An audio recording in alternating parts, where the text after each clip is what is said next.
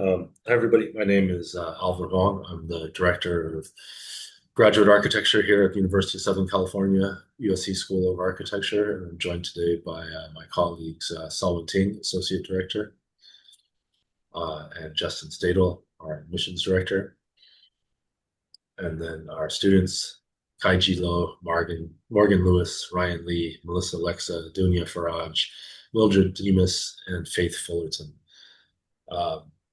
What we're going to share with you today is some portfolio tips about the portfolios that these 7 students applied to with USC, as well as some of the portfolios that they're currently working on as they're advancing through their careers at USC. All but one of them are graduating this year. Dunya is the lone mid-career student on this panel. The others are all in the midst of their theses, getting ready to hit that final stretch. I'm going to forward here. We have a 3-year architecture, Masters of Architecture program, which you can see stretched across those top 3 columns there. But there's also a 2-year advanced standing degree, which forgoes and skips that first year, as well as 2 1-year post-professional degrees, which are exclusive to that final year. So in theory, we have 1 3-year program, but 4 entry points, meaning you come in and do the full 3 years, you get advanced standing and move forward to the second 2 years, or you can come in and choose just to do the final year. The first year is more focused on design fundamentals and disciplinary knowledge, whereas the middle year is focused on professional expertise and technical skill. And the final year is focused on design speculation and design research. In all of these cases, I would say the coursework is extremely design-centric and studio-focused as the primary form of production. And I'm going to move forward, and my colleague Justin will fill you in about the admissions process. Great. Thank you, Alvin. So if you haven't already started your application, you can start that application through the CAS app, which you can apply through the website. And once you apply, I typically reach out within 1 or 2 weeks and kind of welcome you to the application. And if you have any questions throughout this process, I have my contact information in that email, and I'll share it again later on today. But you can reach out to me about any part of this process. But essentially, we're looking for, through the CAS app, your personal information and your academic history, your transcripts. We require that you submit all of your transcripts through the application, so you can upload them. You could send them in through our registrars, but the fastest way is just to upload them onto the computer.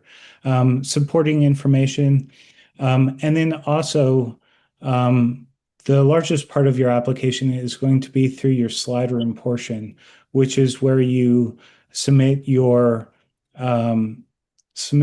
letters of recommendation, your portfolio, and a personal video, which is about a 1-minute section of video where you talk about your favorite project or your interest in general.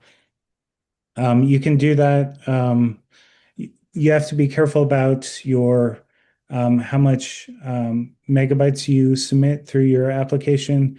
I think each image that you submit is about 10 megabytes for 10 to 25 images.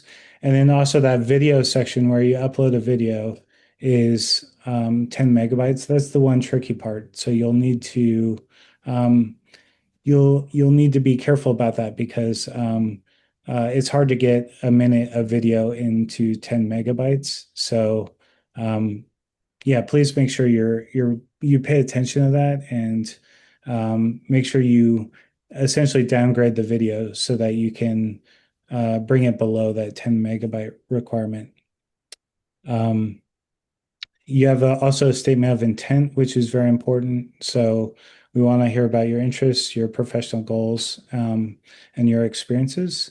Your three letters of recommendation.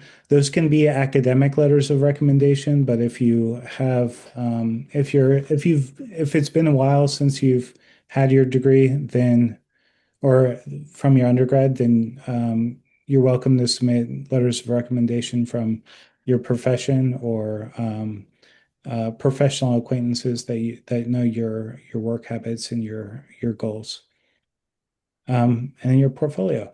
So again, if you have any questions for me, feel free to reach out to me. I'll put my email in the contact in the chat a little bit later. But yeah, that's about it. All right. Well, one other thing I did want to note here is that some of you may be wondering how to produce a portfolio if you're coming in from a non-architectural degree. From a non-architectural degree, what we're looking for the 3-year applicants is any way that you can illustrate your creative intelligence, spatial thinking, or your dedication to craft, visual expression, or technical ability. That can be done through graphic design, artwork, photography, um, fashion design, uh, any sort of material that you can produce that can be a kind of visual storytelling of your own creative ability. Um, I do also want to say that the 3-year program is something that those of you with the 4-year degree or who are not sure if you're applying, if you're able to qualify for advanced standing for the 2-year program, should go ahead and apply for the advanced standing to the 2-year program. The advanced standing is something that is granted upon the strength of your portfolio. So some people will be offered advanced standing, others will be placed into the 3-year program, Mhm. depending on where we think that you're the best fit. And if you're unsure about that, there is a box in the Slide Room application where you can click on it, and it's essentially saying, I'm unsure about whether I'm advanced standing or not. It asks you several follow-up questions about your academic background. And it's a good way of kind of hedging your bets if you don't know which way you fall in terms of advanced standing. So please, if you have some academic background, but you don't know for sure, apply to the 2-year program and then click on the little box that says unsure about your academic advanced standing. And so tonight, the showcase is actually not from us; it's from our students. And so I think one of the things that you'll really get a chance to see here is a wide range of different portfolios, both in terms of what they've produced here at USC and in terms of what they were working on prior to getting to USC. With that said, it's going to be a Pecha format for those of you who have not seen or not been a part of a Pecha before. It's a Japanese word that means chit chat, invented by a American architect that was living in Tokyo and has a great firm there called Keith Kleinham. And basically, it's a presentation format where every speaker gets 20 slides and 20 seconds per slide set to auto advance. They don't get to control it at all. It just moves without them and they keep talking.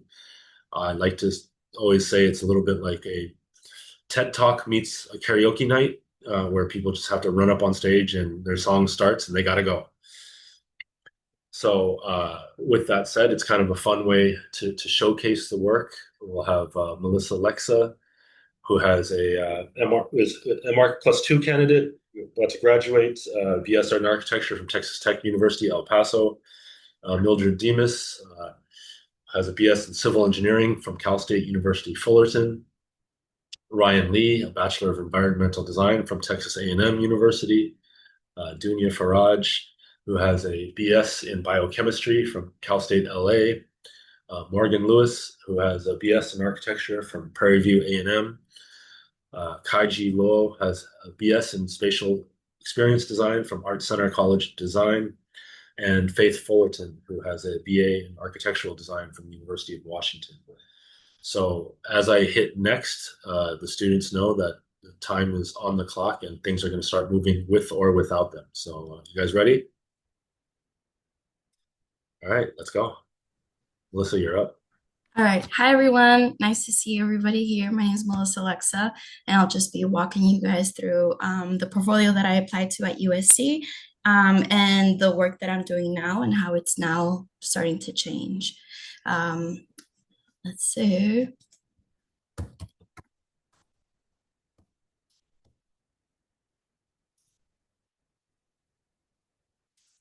All right, so starting off, my first strategy when creating my portfolio was to compose a graphic tone. So I've just laid out all of the sheets that I had in my portfolio.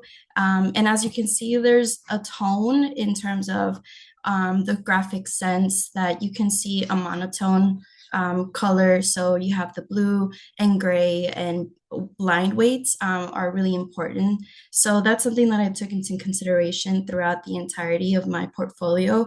And you can see it in plans, axonometrics, detailed drawings, as well as composition of pieces of a facade.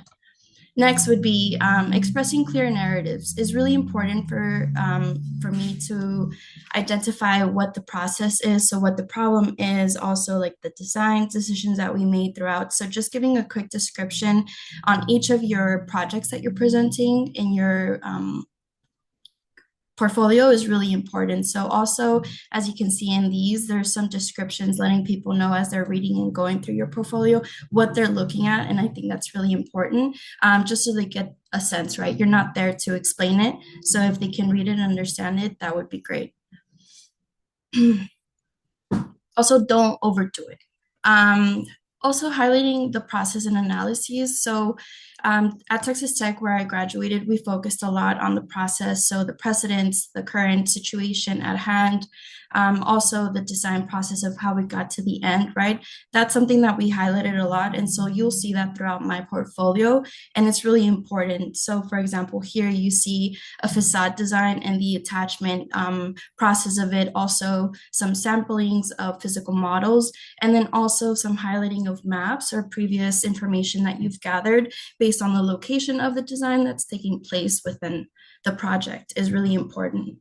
Maintaining a visual consistency was really important for me. So in terms of the images that I was taking of my models was really important. So here you can see most of them are just black and white, but very clear as well. So it's not the dark, harsh black and white. It's more of a softer one, along with rendering. So that's like a wood background, but still the model itself is white.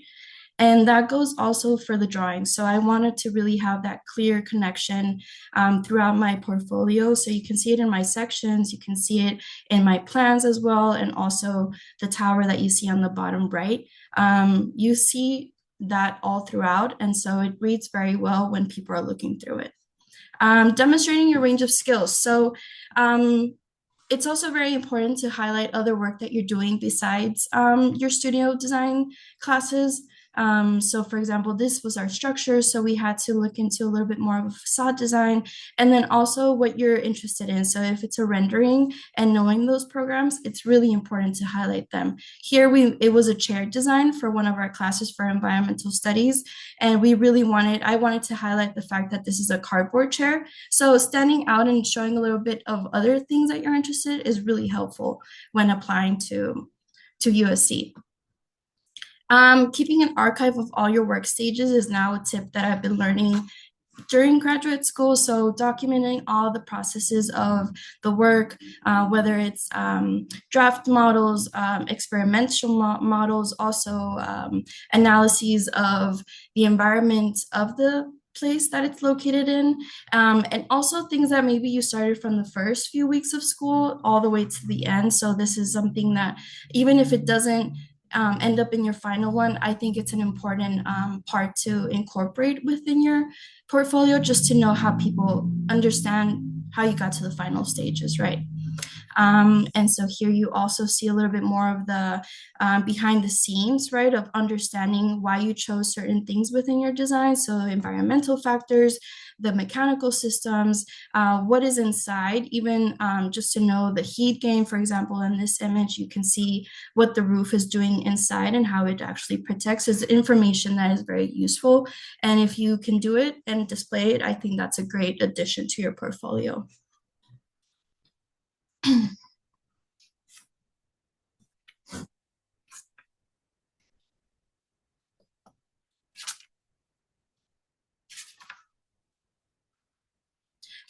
Also, as I've now learned, it's important to highlight on your strengths and learning the new techniques. So my strengths are model making. I love that. That's something that I really enjoy. So maybe getting finer tuned with small details is really important as you build on them, as well as new techniques, as in renderings, learning different programs, D5 Render, Keyshot, all these softwares that are available to you. If it's not your strength, I think graduate school is a perfect place to learn. And if you start to engage a little bit more in those programs, you can highlight them within your portfolio. In the previous, my portfolio that I applied with at USC is monochrome, but now the singular color scheme within my graduate portfolio is not necessary, and that's it can also be like a personal choice that you want to make. So now my projects have a lot of color, whether it's from the very first semester to last semester, and then my current work right now. And you can make or keep the graphic tone in terms of maybe your drawings or line weight drawings. So I think color can also, it has a purpose, so it can represent material and so forth. Archiving your electives. So we have electives at USC, which are really fantastic electives that you get to choose from. And one of these was our digital fabrication class. So here I'm just highlighting different things that I've done, which is molding, CNC, and then glasswork. And I think it's spectacular to show a little bit more of the ranges that you learned during graduate school, because these can expand your knowledge, expand your interest of what you actually want to do within architecture. As you learn, there's a lot of realms that you can bleed into and find a bigger interest within architecture. And lastly, I think considering overall applications when you are applying to internships, jobs, this is something that I've learned, having more of a monochromatic or a cohesive look when you're applying. So when people are reading your CV, for example, it relates to what you're showing them also in your application. So yeah, Millie, you're next. Thank you. Hi, I'm Millie Dimas. I came in as a +3 graduate student, so I got my background in BS Civil Engineering from Cal State Fullerton. I worked for a couple years in construction, but I'll just go into my portfolio. So I'll start off with what I did to um, apply for graduate school. So one of the things I would recommend is to highlight transferable skills. So I had my background was in civil engineering, so I didn't have an architectural background. So I try to find other ways to show like skills that can transfer to architecture. So I took a photography class at a community college as well as some drawing classes. So these were some of the things I included in my portfolio to show like I have some type of like technical as well as like visual like skills. Um, another thing to consider is to demonstrate versatility in architecture. I feel like we are like like what is it? Jack of all trades. Like we learn so many different types of like techniques in the school, whether it's like drawing, rendering, model making. So I would highly suggest in your portfolio including something like that. If you haven't like taken architectural class, it's okay. Like I think just finding other ways of showing your versatility in different types of medium is important. So I was fortunate enough to take a couple of community classes at architecture classes and classes. So I was able to include that into my portfolio. Another tip is to highlight your strengths. So I also enjoy building models. So I think like if you find something you're really passionate about, I think really highlighting that in your portfolio would be good for you to include. These are like some models I had was able to build during my time at ELAC, and that was something like I wanted to include to show like I have that capability and that skill, and I've been able to continue growing that um, at at USC. In your portfolio, I think it's important to have like a clarity on the layout. I think sometimes um portfolios get a little jam-packed with everything that you've done. And I think in the portfolio, it's important to kind of let your like work breathe and let it like speak for itself. So I think just like having a good balance of like images as well as drawings and some text, I think that's important. When you're putting your portfolio together. Um, what? Uh, yeah, and so the other tip I have is to curate, don't collect. Again, like I feel like when I was doing my portfolio, I had a lot of work I wanted to include, but I mean, your portfolio can only be so big, so I think you have to be kind of selective of the types of work you want to show, and that work should show like your strengths, your versatility, what you're interested in. So like, this is kind of like a very short layout of all my pages in my portfolio showing the different work I did while I was taking those classes at the community college. So now that I've been at USC, some of the things that I've been considering into putting to my portfolio is showcasing technical abilities.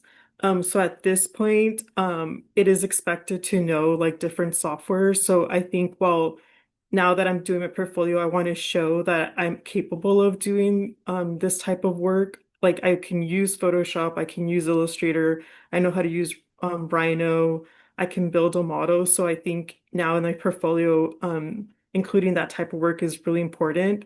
I also would suggest possibly using, like putting in what type of software you use and with your projects. Another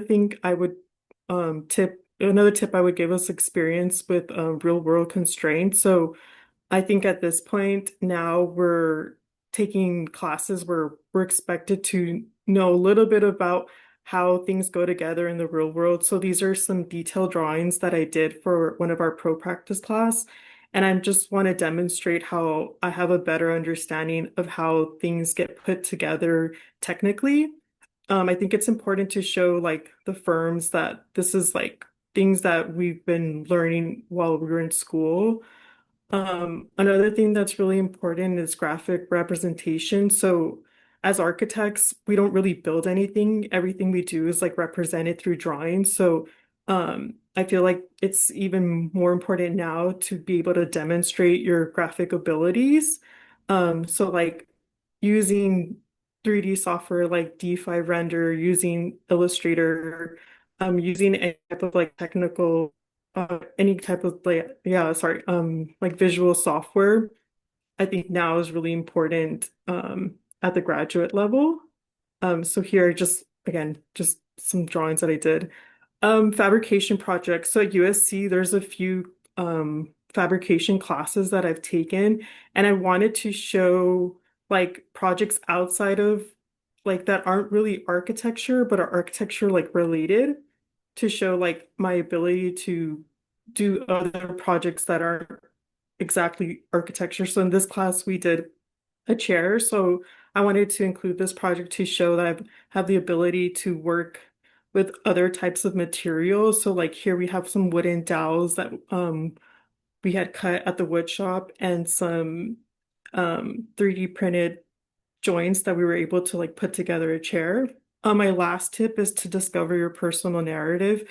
When I first applied to USC, I didn't really know like who I was as like an architect or like a designer. And I think coming to USC and going through it, I feel like now I have more of like an idea of the type of architecture I like to do. So I think at this point, it's been more of like discovering my personal narrative and how to include that into my portfolio of like the type of architecture I want to design and the type of architecture like I would like to like build someday. So thank you.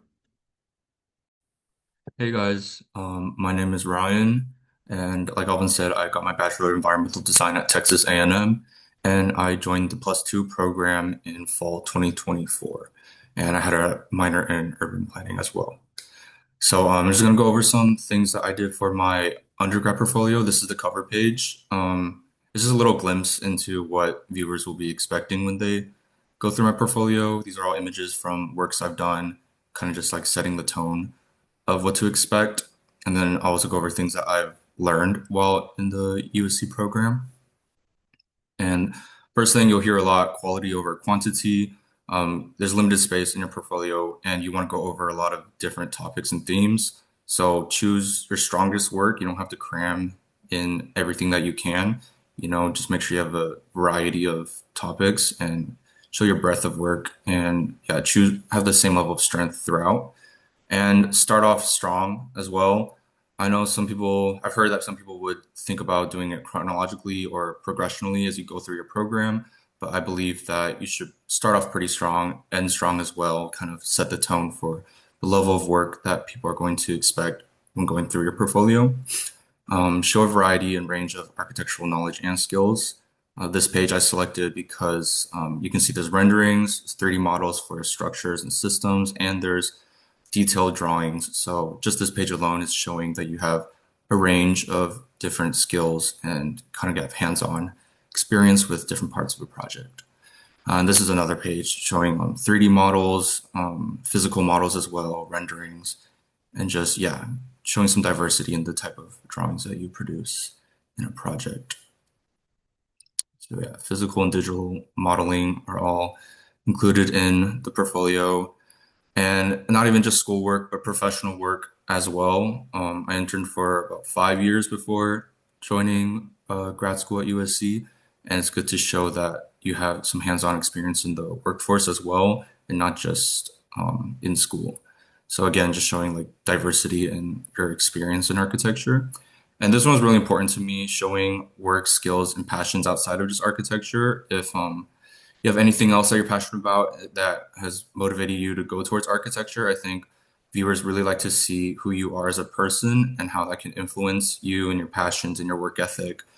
And it's something that they definitely do want to see, especially if you don't have architectural background. Some things I learned while now at USC is that to refrain from visual clutter, like white space is not your enemy. I know there's limited space in portfolio, but you also want to give your drawings room to breathe and not like overwhelm the viewer and give it just the appropriate space so that you can follow clearly. So this is my undergraduate portfolio. You can see there's a lot of information on here. You don't really know where to look exactly, and it's packed, and I think it could have been more spaced out. It gives these drawings room to breathe so that you can more clearly digest what you're looking at. And that's something I definitely learned. Show the process, not just the product. One big thing that a lot of people do, including me myself, was you only show the final product, the shiniest picture, the money shot. But I believe that the viewer really likes to see the entire process so they can move through how you think and how you came up with certain ideas. Like this is an example of previously, maybe I would have just shown the final image, the eighth image, but it's not just that. You should show, the whole way of thinking, because all of these drawings would have been left out if I had not shown, the process of how I got to the final step. So it's a good way to just show what's going on behind the scenes and how your brain works. Even things like testing out geometries and like playing around with programs. Simple things like this can really show like the gears turning and give more depth to who you are and show the viewer how you think. So don't be afraid to, put in the process, not just like shiny final products. And physical models, another good thing to put in there if you have that experience. Again, showing diversity, not just 2D work, but also 3D work, not just digital work, but also physical work, and just showing that you have experience in all the realms of architecture. That's a big one. And creating a coherent path for the viewer to follow. Similar to avoiding visual clutter, but just make sure you understand that there's a clear path for people to follow and you're not being overwhelmed. I think there'll be some examples from my undergrad and what I would do now. Undergrad, like you don't know where to look first, and there's a lot of good drawings and information, but they might miss out on digesting something fully because they're too busy looking at other things. So you want to make sure there's like a progressional path and clear paths for people to understand your thought process.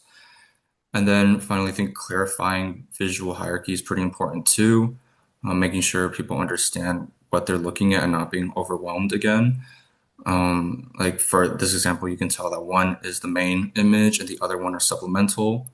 They can be all the same size if you make it clear that it's a catalog. For this example, I kind of chose in between. I didn't choose like a catalog of images, but I also didn't give any images the spotlight. It's kind of just your eyes darting around everywhere.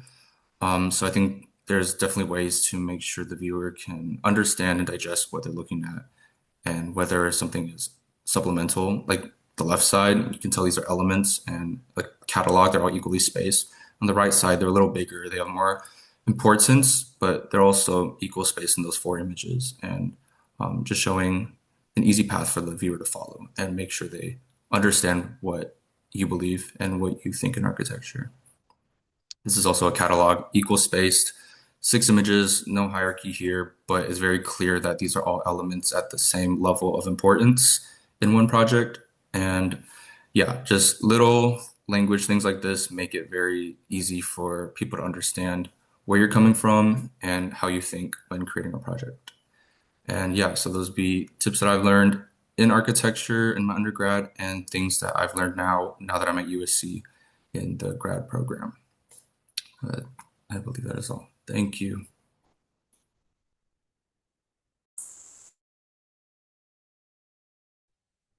Hi, everybody. My name is Dunya Faraj, and I got my bachelor's in science in biochemistry from Cal State LA. So I had absolutely no architecture experience at all. I didn't even know what a portfolio was. I was looking it up online, like what does a portfolio look like? The closest thing I had to something to put in my portfolio was like a personal sketchbook. So this is just kind of a layout of what I'm going to be talking about. So first, we're going to go over like portfolio strategies that I think are good to use, and then some lessons that I've learned like through my time practicing architecture or like being in architecture school at the community college that I went to, and then also at USC. So the first one is to set up a good template. This is probably the most important. This is kind of my favorite part, if I'm being honest, where I just lay everything out and then I can start putting my pictures in because I know like, or my drawings. So when I know where everything's going to go, then that like makes everything super cohesive and nice to look at and clear. And then you can start dropping in photos. Number 2 is to make an effort to do clean work. So everyone always says you can go into Photoshop, you can clean up your pictures, but the cleaner your model or your drawings are, the better it is for you because you're doing the work ahead of time. And then when you're starting to curate your portfolio, then it's like looking super clean. You can always go into Photoshop, like for these pictures, like all of the backgrounds, I switched out to black. And then I just kind of like cleaned up things here and there. Like maybe there was like a glue spot or there was something, but for the most part, I tried to keep it as clean as possible. And that way, like it just made a really like clean and pretty image, and you can kind of see the different orientations and how each image is connected to the other. The next one was know how to talk about your projects intentionally and highlight their key factors. So this is like a project that I'm working on currently in my current studio. So you can see I learned what diagrams were, and that was something that like helped me kind of show like what my intention was with the project and what my program elements were, getting into detail. Next was demonstrate your process. This was a really important part for me. This was actually a project I did at the community college I went to, and these were just all of my process models and then my final model all the way on the right. So this kind of showed like my thought process throughout the whole design process of it all and how like certain elements stayed the same, certain things changed. Another one, demonstrate your process. This was from a class that I took at USC where we had to build a chair similar to Millie. And we were just taking pictures of everything. And at the end, we were able to create this amazing kind of like curated portfolio or collection of things that we did. And you can see how it went from like just working in the shop to getting the final product that was the chair. And then lastly, it's tell a story. So this was like from the portfolio that I submitted, and it was from that wood project that you saw a few slides back, and it was just kind of like what the project was meant to describe and what it was inspired by. So it was kind of like I was kind of there, but I wasn't all the way there. And then this is something that me and a partner actually worked on in a studio at USC, and you can kind of see like we're actually showing how like you're moving through our project and what each space means. So prior in the earlier one, it was kind of like underdeveloped, and now you can see like I've kind of learned to like actually show little details. And then moving on to lessons learned, the first one is it's never too early to brainstorm. You always want to give yourself time to kind of figure out your ideas. So this was from my first studio at USC, and you can see kind of like the whole process of the different versions that I was working with, and then the final version that I ended up with. And this kind of, it takes time to develop your ideas, and you want to showcase that. Another one is good representation speaks for itself. So this was from my portfolio that I applied with. So you can see like on the left, I was physically taking pictures of drawings that I had hand drafted. And then later on, now that I'm working on like my actual new portfolio, like I went and scanned the drawings, and you can just see everything a lot better. This was another class I took at the community college where I felt like my drawings started to get a little bit more elevated. They're also hand drafted, and you can see like more of the detail. And this is just another thing that I wanted to show my style as well. Like maybe I'm not like I'm a fan of hand drawing and hand sketching, so I like to showcase that.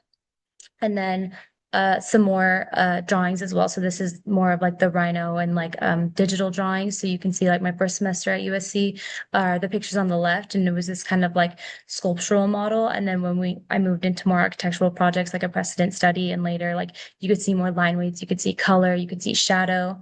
Third is document everything. This was a project that we did my first semester here, and it was just like this building this giant kind of wooden model with 1x3s. So we were taking pictures of everything, and we were documenting like how everything was going together. So the pictures matched the drawings, and we thought that was really cool.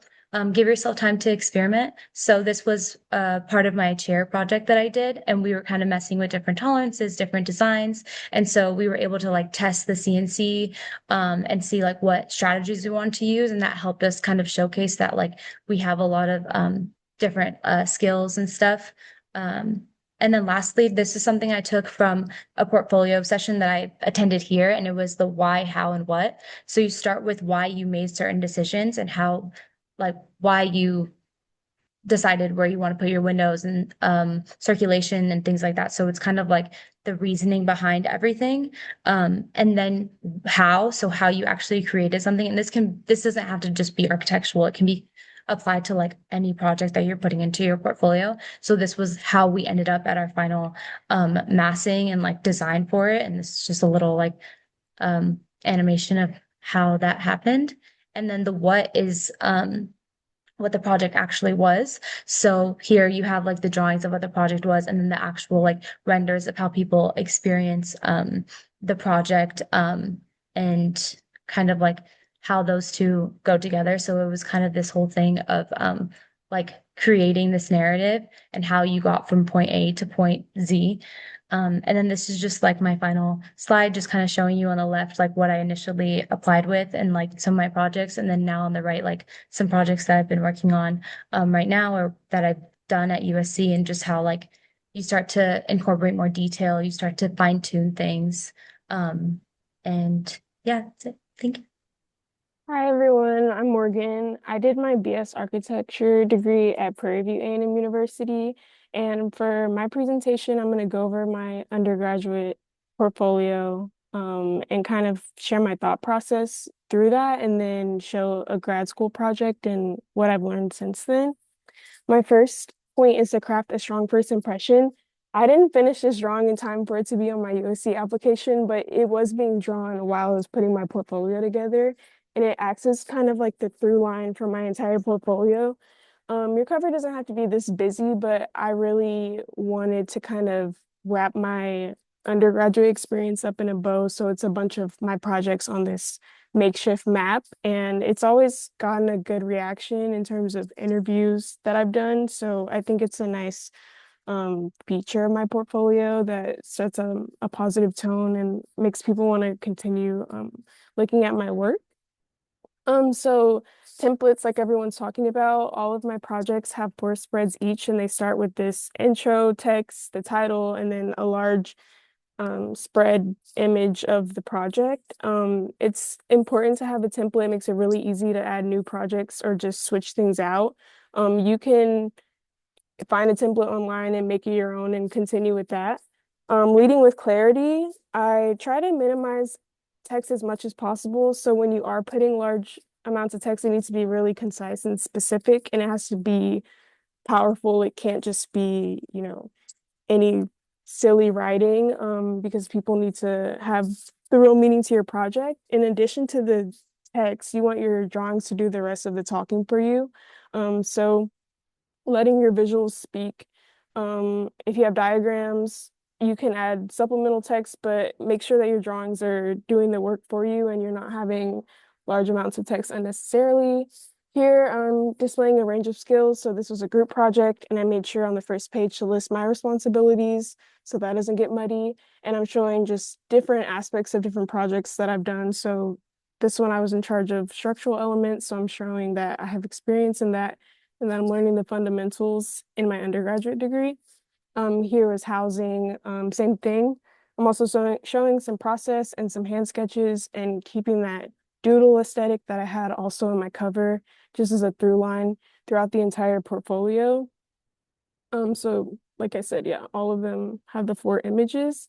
Here I'm saying maintain a consistent narrative. I think it's really important that your entire package, your portfolio, your essay, your community service, your recommendations all align with each other. So if in my resume I'm talking about an internship experience, it's good to back that up with visuals. Or if I'm saying I like to do things with my hands or I like art, it's good to back that up so they can get to know you as a person through every single piece of media they're consuming from your application. So here I'm just showing some art that I did for some different art classes in my undergraduate degree program. And then on the next one, I'm showing some personal artwork that isn't necessarily school related. This was ceramics from high school, and I think it's really important to show your personality. I have so many hobbies, and it's a good amount of my portfolios. I think it's like 4 spreads of artwork, which is a lot. But I have so many different ones, and I think it's important to me as a designer, and it reflects in my work. So I really wanted to show that I have all these different interests and that I'm capable of doing all of these different skills. So I'm showing like crochet, painting, etc. And you can display that however you feel is best to get your design skills across. Again, with the narrative, here I have that pull through on my last page from the cover. And then just looking at sheets from my portfolio, I think it's clear that it was all made by the same person. I think that's important. Transitioning from undergrad to graduate school, I was in kind of like an awkward stage of do I keep undergraduate work or just fully shift to graduate? But I decided to keep both because it helps me answer the question when people ask me, why did I go to grad school immediately or why did I go to USC? My first USC project answers the question. It's a really pretty project Faith and I worked on, and we're really proud of it. So having that to be the answer to my why grad school question is really helpful. Starting to enjoy, well, I've always enjoyed the process, but trying to show more of the process with our work. We probably had 50 floor plans of that project before it came to be, and it's kind of a crazy project. So having process to show is helpful. I'm just going to walk through it a little bit. When I was doing my undergraduate portfolio or my grad school portfolio, I thought I was leaving white space, but I was still adding on things just to get all of my things on there. So it's important to curate, and I think I did that better with this project. It really is just the drawings and the title and letting the drawings speak for themselves. They're really detailed drawings, so in the future I might do some zoom in so you can see more of what's going on in the floor plan, but these do a way better job than my undergraduate degree at letting the drawings breathe. Documenting process models. I think in my undergraduate degree, I have some process models, but I think it's really important to show them in a manner like this. This is really playful and it literally is showing the progression, and it's really fun to see elements that we had at the very beginning of the semester still hold and maintain up until the end of the semester in the final model. And then I also included some elective work that I did that overlapped with our studio projects. So there are different electives here that you can use your studio project as the focus for. So it's kind of two birds, one stone type of thing. And so this is just an example. In my undergraduate degree, like those middle ones are really dense and they have too much information on them, whereas my grad school example is a lot more open and it just is easier to read. It's better to look at. And it's not so overwhelming, kind of what Ryan was talking about earlier. And then lastly, including electives and extracurriculars. These are some drawings and pieces of work from different classes I've taken. And also I helped design this greenhouse in the top corner for the NOMAS competition last year. So including these things in your portfolio is also helpful. Okay, hello. My name is Kaiji, and I'm currently in the +3 MArch program. I did my undergrad in spatial experience design at Art Center. There was a little architecture training, but I still have a design background. And after attending grad school, my entire design process, skills, and style changed a lot. Uh,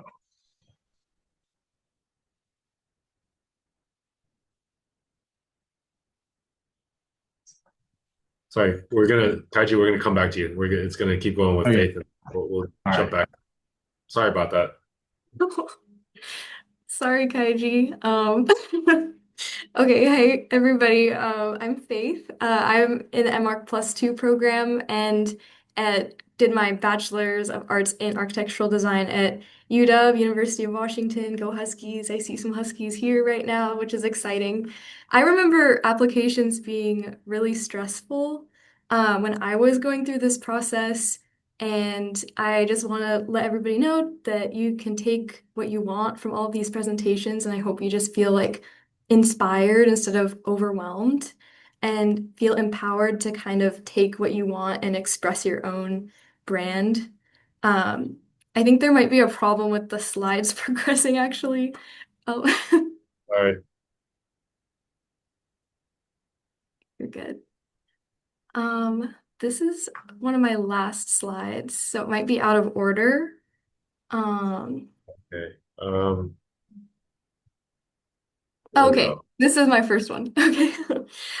So like I was saying, identifying a brand for yourself is a great way to create a first like initial impression. And I put a little quote, "Good design lends dignity to people's lives" at the beginning of my portfolio and included some watercolor paintings because an ethos of care was part of my statement of intent. So tying that in was important. And kind of like showing your strongest project either at the beginning or at the end is usually a good idea. I felt like this was one of my stronger undergrad projects and it expressed my identity being from Washington State. It's like on Bainbridge Island and is focused on sustainability. So thinking about projects that really express your ethos is really important as well. Like this is an educational building, mass timber, and just like really reminds me of home. So that's why I wanted to put it first. I feel really proud of this one. Um, I think there might be an issue with progressing. Oh, okay, maybe it was just the time. So this is the same project, but I created a tectonic model that was related to the AI design excellence strategies, like design for resources, design for well-being. I think coming up with like a framework to design with is really important. And then in my model, I ended up annotating every detail of the design that I wanted to emphasize, like how the roof sloped to collect rainwater in a cistern and showing that through the model. So just making it really clear, like there's not a lot of text on that page, but showing the intention without a lot of text and just with the images. Um, don't be afraid of like full bleed either. This is like just one big drawing on the bottom. If you've had professional work experience, this is just like a professional project I had from a firm I worked at in Seattle. I think it's a good idea to include that, especially if you're applying for like the +2, it just shows, oh yeah, I'm qualified to be in the 2-year program. I've already worked in an office, just to like really help you make your case there. And I think this project was maybe not my strongest, but still putting it in was helpful. Um, One thing that I personally really like to do, and Melissa kind of touched on this, is develop a color palette that kind of harmonizes everything. This doesn't have to be like just one or two colors. Like I selected a few colors that I really liked and tried to curate everything around it. But, keeping things at a low saturation or like completely neon and having that be consistent across the projects. In this case, the use of color was really intentional, kind of like a code showing the different units inside of the housing project. So also thinking about how the colors are telling a story is important. In this case, the colors are consistent across like renderings. I had this watercolor painting that I did for the project and diagrams and a model. So there are like these four different mediums where the color harmonizes all of them. Like I would say this spread is kind of busy actually, and I would change it if I could go back. But it still has a sense of harmony because of that consistent palette. And also, this has been touched on by a few people, but analog skills, if you have them, those are really valuable. Like, you don't just have to know Rhino. I always approach every project with sketching before I start anything. So, these are some examples. I am also in like an urban sketchers club and just go sketch with old ladies all the time in parks. At least I used to in Seattle a lot. So these are some of those projects that I worked on, and I decided to put them in at the very end of my portfolio, just because I thought that it showcased some of my like more painterly talents. It's also interesting if you can show how a party drawing actually influenced the project. This is a project from spring semester, getting into my like graduate work a little bit here. And you can see how it relates to the original sketch that I did because I was able to maintain a through line using that sketch. Um, and does this look familiar to you guys? Morgan and I both used some of these because we were partners on this project. So you're going to see two different options for how to lay out the same project. But I think contrasting like monotone and colors in my spreads became really important. You can see that in this as well, like a color image and then having like a monotone half just to show the actual line drawings. It makes it feel more like sophisticated. You could imagine if one of those drawings had color in it, it wouldn't feel as cohesive. So really be intentional. And I'm talking a lot about color, but it's really about contrast in this case. And also show your thinking. I think a lot of people forget that people that are like trying to figure out who's going to go to school here are really thinking about how you think. And so if you have an underlying geometry behind your project, then showing that in the diagram is really helpful. Or in this case, this is a graduate project. This is that like colored glass model that I just showed earlier, but it's an original like structure ideation diagram that I created. So I was thinking about structure and CLT and how mass timber works as I was designing. And I think that's important to show. We're going back to like undergrad here, but I think developing a catalog is really important. And repetition shows rigor a lot of the time. So these are, very simple wood block site models that I created, just like little blocks, but showing them in tandem shows a design process. And similarly, you can show that with your drawings. So I had some cataloged renderings of, day and nighttime rendering in this learning center, which, lighting is important in a learning center. So showing how you're thinking about every single room and every time of day is important.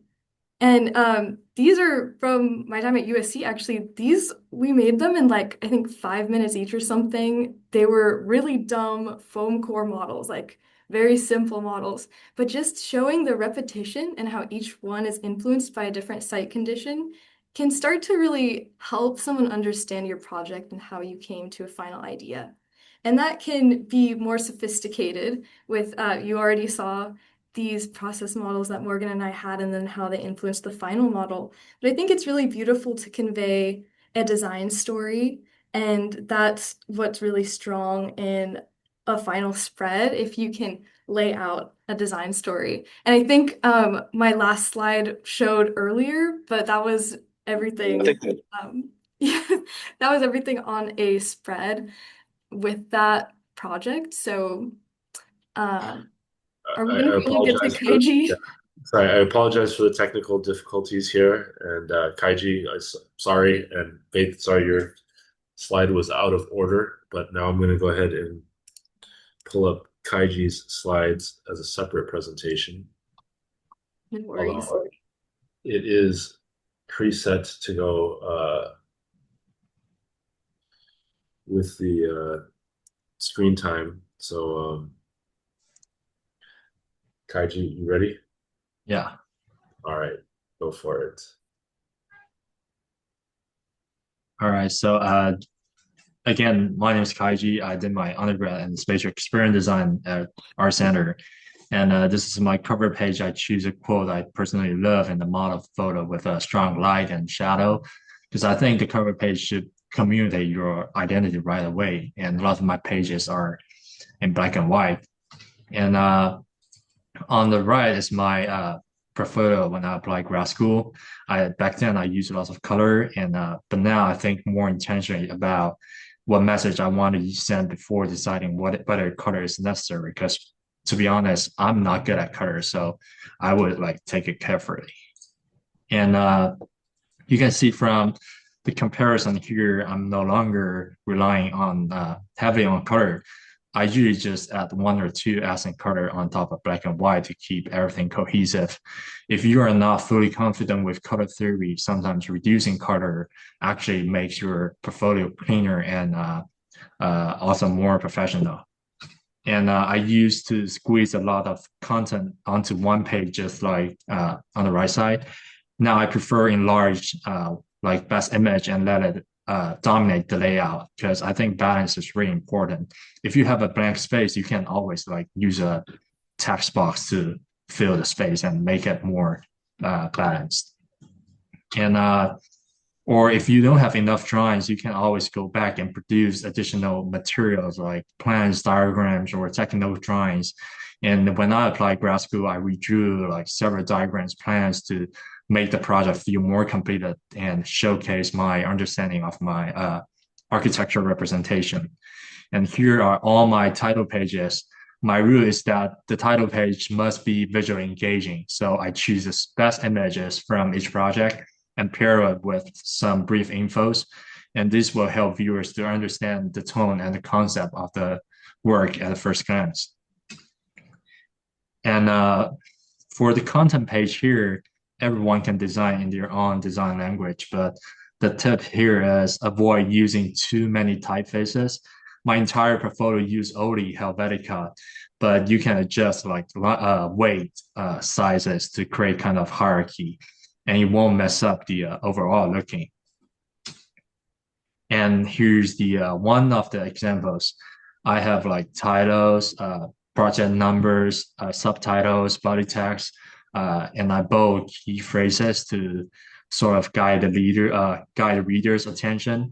You can also like add your concept here or some other basic info, so like days, project types, advisors. And it's also great to let a single drawing fill the entire page. Here I show material, structure, interior scene, side context, all in this composite drawing. Although the pages has lots of info, but still looks organized. So try to think about that to do a really well done drawings. And on the right side is my application portfolio, where I made a big mistake here is I mixed the serif and sans serif fonts. It's not looking consistent, and it's better like not to do that. Just keep the consistency of the fonts and typeface of the your whole portfolio. And on the left side is my rendering. I put a separate section of my rendering works because I love renderings, and I think it's over 20 seconds right now. You should go to the next slide. Okay, so these are the diagrams pages from different projects. I use one consistent diagram looking, which is the isometric diagram. You can do your own style, but the representation method probably should stay unified on certain aspects. It makes your portfolio feel more mature and intentional.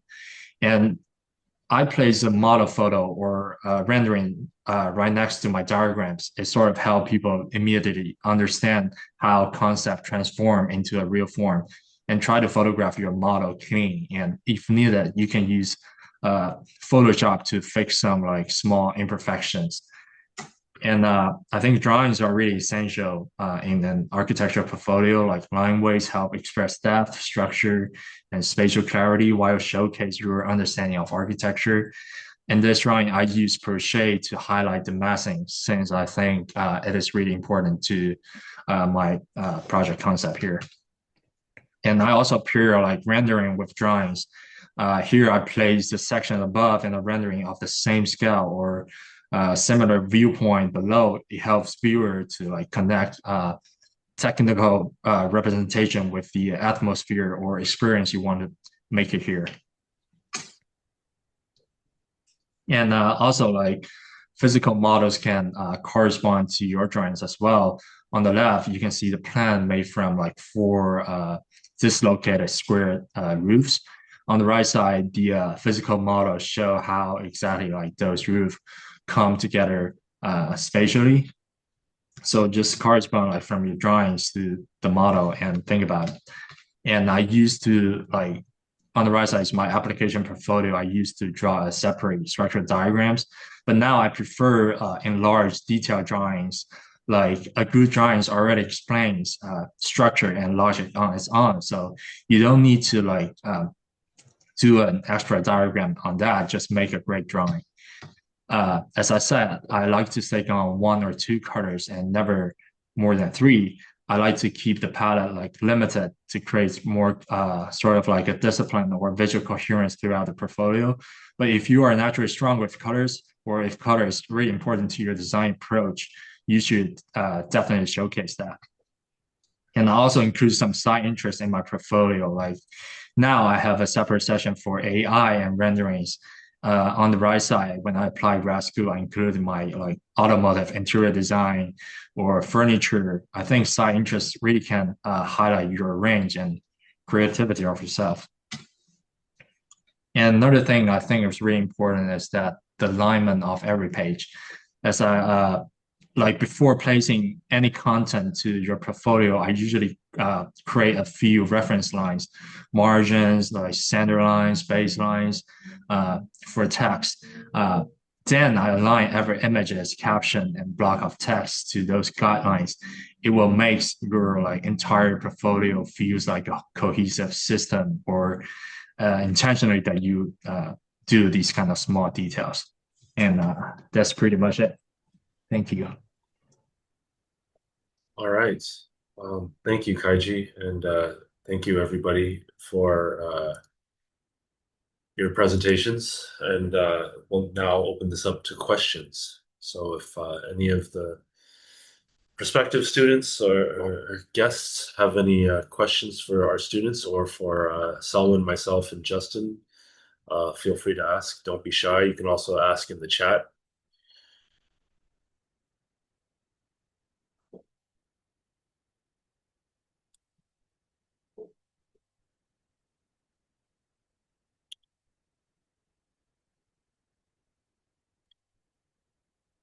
All right, so Selwyn, can you take over this? I've got to run outside real quick. Sure. Okay. There's a question. There's a question. Yes, I was going to just address a question from Michael. If your portfolio is built with facing pages like Morgan and Faith's, and some images span both pages, should it be uploaded as individual pages, full spread with center seam, or reformatted to a single page? So that's a great question, and it actually addresses some issues that we've had in reviewing student portfolios. So keep in mind, we are reviewing this from a single screen, and the portfolio is part of Slide Room. and it's a kind of inset within kind of a larger page. So do consider the aspect ratio. We have had rather horizontal portfolios showing opposite pages that were a little frustrating to read because of the aspect ratio limited how much we could zoom in. And so when you design your portfolio, do keep in mind the modality of review that the reviewers are going through. Long answer short, it's better to keep, I would say, content on one page, although I love the idea of full spreads. It's just a little harder to read in the slide room context. Okay. And I'm sorry, I interrupted someone. Was it Griselle? Or I see her hand up. Or I was just gonna ask a question, but no, you didn't interrupt. So for the portfolio, and thank you everybody for your presentations. Do you all recommend showing kind of like the process from maybe like the beginning of your undergrad, for example? Because I did a BA in architecture, and I know some of my earlier work might not be as developed as, you know, the later studios. So do you recommend really going in and touching up those early stage projects, or should there be kind of like a clear like show process that you have gotten better over time, and maybe not do so much editing to those like initial projects? yeah, great question. So I believe many of the students brought up the idea of, or the word curate. And I would encourage curating, being critical about the value of what you show. So you might show a lot of images, but it's about repetition. It's about the iterative process and the intensity that you investigate solutions. And so that could be really positive. I would avoid showing weak work just to show how much you've improved. We have to review like 300 portfolios. And so that conciseness is valued on our part when we see a portfolio. As well as perhaps image hierarchy that was also mentioned. So that helps us cut to the chase. And I would say if there are ideas about your growth and improvement, certainly in terms of the portfolio, keep that to a minimum, but that could also be addressed in your essay, maybe better addressed in the essay. Okay. I'm thinking maybe we can go back and forth from the chat to the raised hands. So, so next on the chat, it says, Kong Peng says, for students without an architectural background, how did you determine the balance between presenting your previous experience through an architectural lens while extending beyond traditional building-focused work? Another great question. We are, and whether you have architectural experience or not, we have this portfolio in front of us, and we're trying to decipher who you are. What are your capabilities? How much passion do you have for design? Will you thrive in the academic architecture environment? So there's a lot of unpacking we're trying to do, and it's not always architectural work that we see, or architectural work that best represents those answers. Think about what you're saying about yourself with what you're showing. And maybe it also aligns with some of the things you're writing in your essay. so that there is that correlation or painting the big picture of yourself. And I would say, it's not necessarily a balance between architecture work and non-architecture work. It's really about who you are and what your potential is and what you will bring to our school. I would also say, I think an important aspect there is show what you do best, like rather than show what you think is more architectural. Because I think sometimes what we'll see is students will submit really poor versions of architecture because they don't have a training in architecture, which is actually hurts them more than it does help them. We can help you with the architectural part. What we want to see is the creative part. I also appreciate that the students at USC are replying to some of the chat dialogue here. I think that's really great. Thank you. Next up is Kay Willert, has their hand raised. Hi, everybody. Thank you again for your presentations. I was just wondering, I'm not an Adobe user because of price, so I've been trying to finagle a portfolio on Canva. Do any of you have better recommendations for perhaps open source programs to use to put together a good looking portfolio? Because Canva's Canva's great, but trying to make it look nice. So I don't have a non-Adobe reference. I would say like Adobe. I mean, I will say I have seen some people try to use like my PowerPoint, just for image placement, and because I will say our portfolios that we're asking for in Slide Room are image based rather than PDF based, right? So anything that you can do that can knock out images, and let you lay out pages, lay out individual pages rather than an entire composite, document, I think would work as long as you can, maintain the consistency. awesome, thanks. Yeah, it's doable. It's just a little annoying, so I figured I'd ask.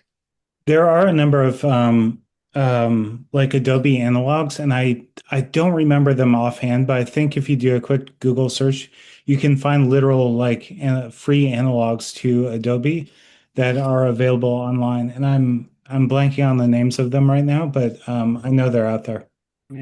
And there are some software, say from Apple, like Apple Pages or even Keynote, that you can do some minor layout in.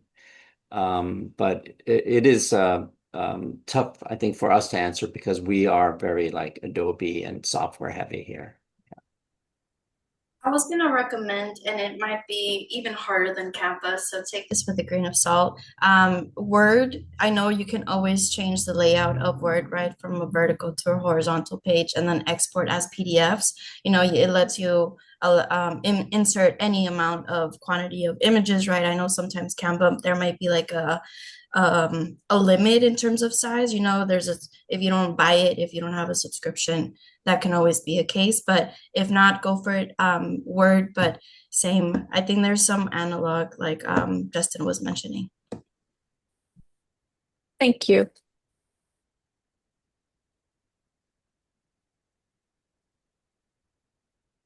Okay, I don't know if this is going in order, but Sebastian, I see on my screen. Do you want to Yeah, hi. request? Thank you again for the presentation. It was very insightful. This question is more directed to Kaiji. Specifically, you mentioned that you went back to some of your old projects and you did new drawings or new diagrams. What was like your thought process when bridging the gap per se? What did you feel like was missing when you had your original set, and what made you choose to add Yeah. specific drawings or diagrams? So like, I mean, my project already has a building, but it didn't have the all the architecture drawings. So I went back to like fill out all the architecture drawing, and you can always find reference online like about line weights, uh, like where your cut should be to have its line, or just about the line thickness. And you always can find Google the reference on that and go back and do other drawings. Does that answer your question? Yeah, thank you. And what's your project like? If you want to tell, I can like help you. Working on refining a recreation center for students, and I Yeah, so was you have the like architecture on that. You can always like go back and do it, right? yeah. Great. Shashank, if you want to ask your question. Yeah. Uh, so thank you everyone for your presentations. My question, can you hear me? Yeah. Yes. Okay. Yeah, my question was about the length of the portfolio. I know a few people touched on it a little bit, but from a reviewer's point of view, what's the ideal length? What number of projects are you typically looking for in a portfolio? I would say it's not about length, it's about quality. And I know this is going to sound really cliche, uh, but let's put it this way. Think you have to put yourself into a third person when looking at your portfolio, not in the first person of it being your portfolio. So imagine yourself as somebody who's looking at 300 to 400 of these things. Your attention span goes down quite a lot, right? And so the second you get bored of anything, you skip it, right? And so if anything is in there that bores a third person, not you as the person who created it, but as a third person who's looking for something in a pool of talent, we will never know the stuff that's not there, but we will notice when things get boring. Mhm. I can speak on that. I think when I applied to USC, I only had like 8 or 9 pages, and it was over like 4 projects. And I know a lot of people had a lot more pages, but again, it's like the quality over quantity. Even if they have a shorter viewing experience of your portfolio than others, if it's just strength and like strength throughout the portfolio, it leaves a better impression than like a longer viewing experience with weaker projects or work. So I think yeah, quality and the strength matters more than like the length. And yeah. Yeah, and just to be clear, I think the limit is anywhere from 10 to 25. So yeah, you can err on the side of closer to 10, or depending on how much work you have and what you can relate in your portfolios. Thank you so much. I kind of want to jump back over to the chat. I saw a question that wasn't answered from Jaden. It says, are there any common mistakes you see students make in their portfolios, and how can we avoid them? So I would say typical common mistakes is going chronologically. I think again, going back, my number one thing is going back to saying, put yourself in the third person as somebody who has to look at 300 to 400 of these. And if it doesn't catch your attention right away, you're going to move on, right? And so you start with number one, always start with your best. Because if it doesn't hit right away, the viewer's losing attention, right? Losing interest quickly.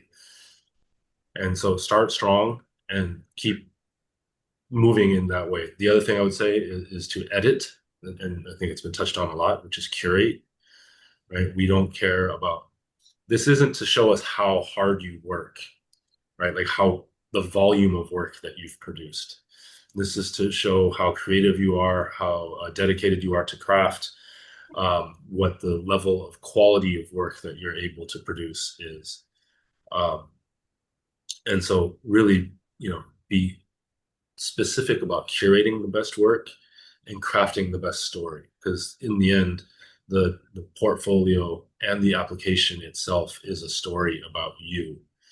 And I think figuring out what that story is probably most important. And I think this is my piece of advice for all of you, which was the same piece of advice I gave my daughter and my son when they were applying to high schools, which is don't write these personal statements telling these schools what you think they want to hear.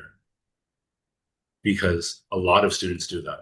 A lot of students will basically read our website back to us in their words and describe themselves the way we describe what we're about, which doesn't tell us anything about them. And it's actually fairly obvious. But instead, take the time to use this process as an opportunity to really, really, really, really reflect on who you are, what you want out of architecture, why you want it, and what you hope to do. And if you can figure that out for yourself, even if you're wrong, meaning it changes once you get here, even if you don't get in, you did something that was helpful to you because it was useful to you. Because the worst thing you can do is reframe yourself to be who each school thinks you want them to be. And then you don't get in, and then you just wasted a lot of time for everybody, right? Because it wasn't genuine on your part. You didn't really discover anything on your own about yourself, and it didn't help you get in. So at the very least, do the thing that is most reflective to you, that helps you figure out who you are and what you want to be, or helps you identify what you don't know that you are and that you don't know want to be, and talk about that and be honest about that and show that in your portfolio, talk about it in your personal statement, and really, really think about, like, this is my number one thing. I can't emphasize this enough. I'm going to go back to the 300 to 400 applications thing and how boring they can get, because they can get really, really, really boring. What is it that makes you different than the other 299 or 399? Because if you say you're applying to architecture school because you loved Legos, or that you want to save the world from ecological disaster, or that you like architecture because you like to draw, or that you like design because you're good at it and you want to be an architect, then that's the entire pool, right? Like, it's literally the entire pool. So what can you say that's different? Because everybody that comes to architecture school wants to be a great architect. Everybody that comes to architecture school wants to be good at design and is interested in design.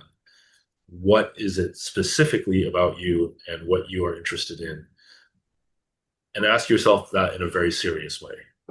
And the more creative you can be in telling us that story, the better, because the more creative you are in telling it, let me put it this way: if you can entertain us, we will keep reading. And to expand a little bit on, telling your story, be able again to step out into the third person.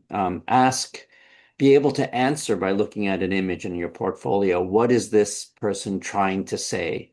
And I would not be afraid to put a simple caption talking a little bit about what you're exploring. So it might explain the value of a photograph that you took that may or may not be a good photograph, but it might have some deep meaning to you. And that tells us a little about who you are and what your values are, which is useful for us. All right. I want to get to, I don't know if I'm pronouncing this right, Olamide. Okay, thank you. Thank you. Thanks for your patience. So I actually need to ask, portfolio have to show the sequence of your knowledge and have to tell the stories. So can I arrange my portfolio according to the sequence of my analysis and design conceptual, not just putting images together? Can I arrange it according to, I'm from Lagos, I'm from Nigeria, so I need to explain the design and the concept about the design. Can I arrange it according to how I get from a phase to another phase to the last phase, which is the rendering, or starting from the conceptual to the analysis to the rendering? Or what do you think? Or do you think I just need to bring out only the rendering or pack everything in a page? Or what do you think?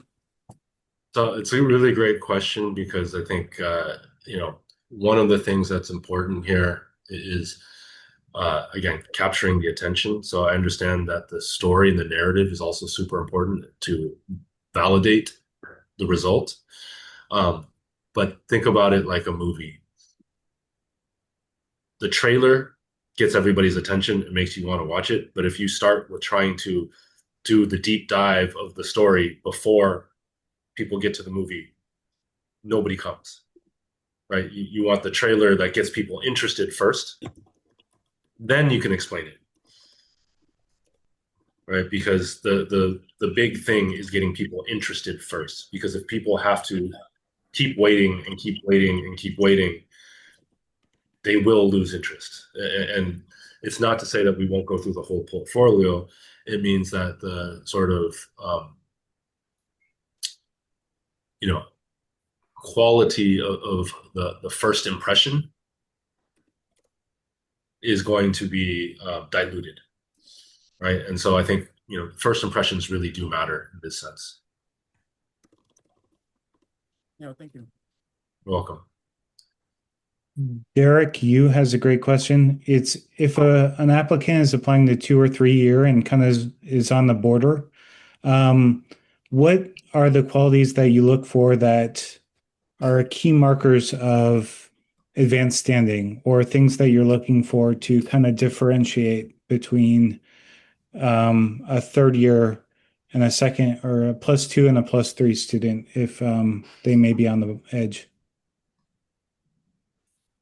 I think a high level of design ability and conceptual skill that is illustrated through craft, where the easier way to describe it is, rather than what we're looking for, what we're trying to avoid. And what we're trying to avoid is putting anybody into advanced standing who would have a hard time succeeding in the high pressure environment of the 2 year of that second studio. I think all of the students that are on here can attest to the amount of work and effort and amount of constraints they had to juggle to produce that first project in the 605A studio, which if anybody's watching our USC grad architecture Instagram account, is the big, huge models that they've been working on for the last week that were just presented recently. And the worst thing we can do is put somebody into that course that can't keep up, meaning they can't produce the level of design required while juggling all those constraints.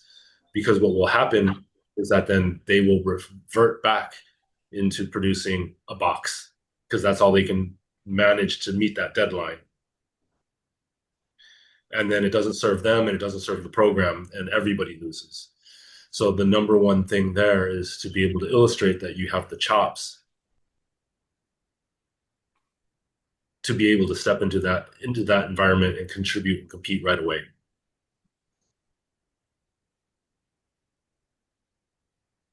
Great. I think a lot of these questions in the chat have been answered. I'm looking at some of them. Carolina, I think yours was answered through some of the questions. If you want to follow up with any questions, please let us know. Feel free to show your screen and raise your hand if you have a question. I think that's an easy way to get your question answered, especially in this long list of chat texts that have been somewhat answered in the text stream with the other students. And if anybody's question wasn't fully fully answered by the text response, go ahead and ask it again, like on Mhm. screen.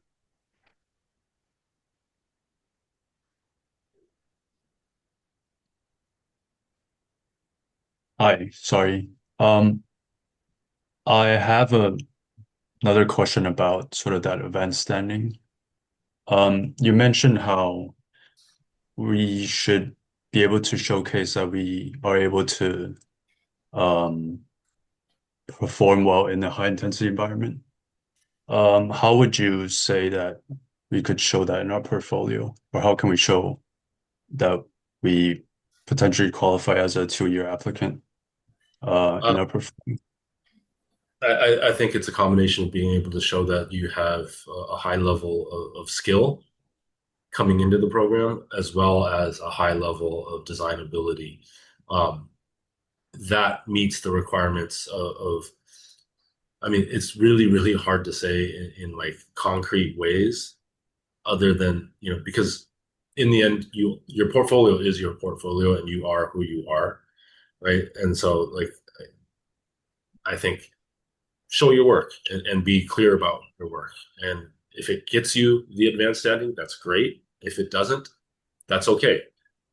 Because the advanced standing is something that, again, if you were to get the advanced standing because you were able to like manipulate your portfolio in a way that told a story that, didn't actually tell the full truth, and we put you into the advanced standing, you would really regret it.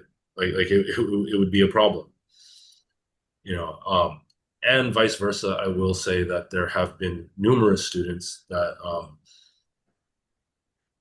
let's say, entered the 3-year program, even having had done a 4-year degree prior, and exited with some of the best portfolios in the school, right? Because they did the full 3 years. I think everybody wants the fast route. Everybody wants to do quicker. And I understand that there's a budget equation there and that there's a time equation there. But I will also say, as with anything in life, reps matter, right? And so getting more reps in a design studio sense really, really does improve the final outcome, right? And so the primary thing I can say there is show your best design work, show what you can do. And if we think it's worthy, we will admit you into the advanced standing. If we don't, we won't. But getting into the 3-year program, even with a 4-year degree, is not, I would say, a slight. It is more an opportunity. Okay, thank you. And I will also say, I think oftentimes the advanced standing versus the non-advanced standing for those coming with a 4-year degree sometimes will actually have a lot more to do with where the student was educated than with the student itself, meaning the portfolio may be limited by the constraints of the design agenda of their faculty or their school context in which they studied, where some schools are far more conservative or far less technically advanced, and not all. Some schools are more humanities focused, others are more technical focused. We are, what I would say, quite balanced in that sense, but really more design focused.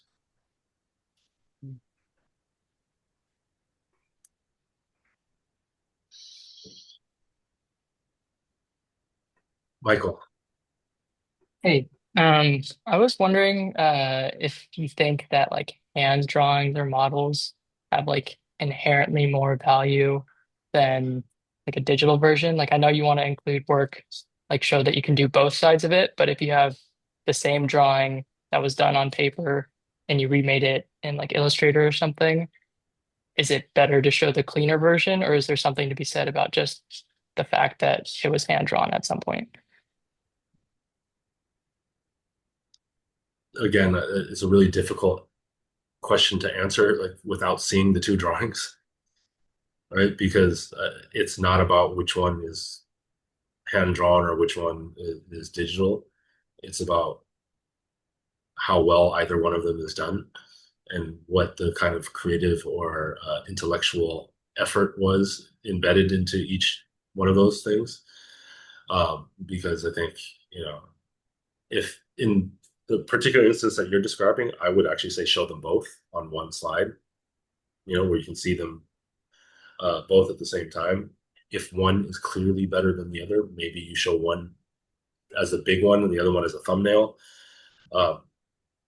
To be able to show the kind of legacy or the kind of dialogue between the two. But again, I don't think there's a right or a wrong answer there. It really is about, what you think the drawing is trying to convey. Right. Also, sorry. So if it is about showing your hand drawing skills, and that's a strength of yours, then we would like to see that, right? If you need to put it into Illustrator because the drawing just does not quite work as a hand drawing, then it might be worth redoing. So Also, I might add that when you're showing hand drawings, or with models, a lot of it's about documentation and how you present your project, because you're literally taking a picture of a flat thing that's in an environment as opposed to a digital thing, which is produced in a digital environment. And so sometimes when people shoot photographs of drawings, there's like the shadow or weird things about the presentation of it that has nothing to do with the drawing. So the better you're able at documenting your work is better, I Great, think thank that's you. a great point. It showing that you care. You care about what you do, and you care about the quality, what quality it's represented in. That says a lot about the person, I would say.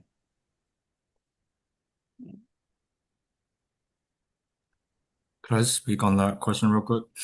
I don't know if this helps, but I recently had to submit an assignment in one of my electives where I had to transfer a sketch, like a drawing, to a 3D model. And in that particular assignment, and if I had to really choose one to put on my portfolio, I would have chosen, in my case, the drawing, because that one was more fleshed out, showed more skill and more of the ideas and personality of what my thinking is compared to a simple model that anyone, the reviewers will probably see like 200 times when going through portfolios.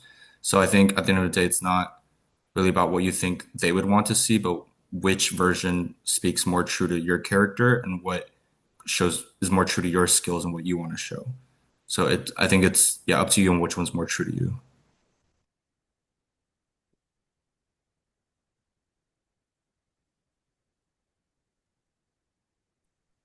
I think I see one in the chat again.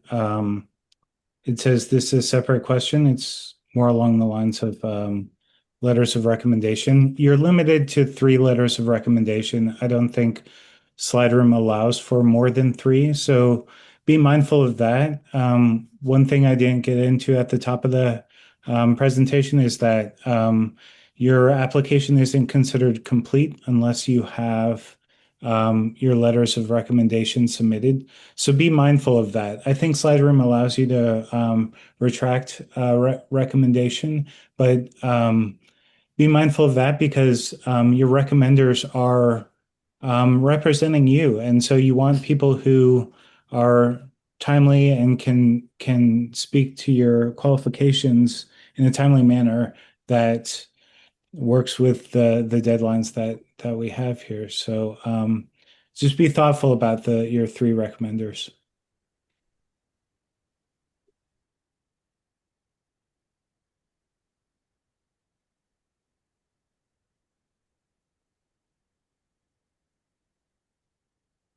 Any last questions?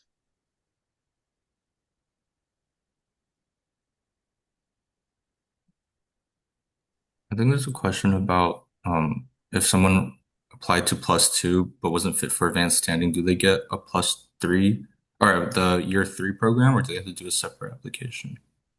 You won't need to do a separate application. If we think that you're better suited for the +3, move you to the +3 pool.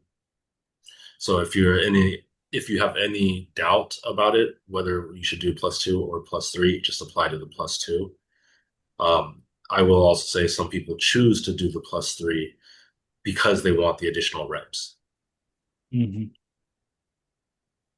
And again, if you're unsure and you want to apply to the +2, apply to the +2, and then click on that box that says unsure of degree qualifications or standing qualifications.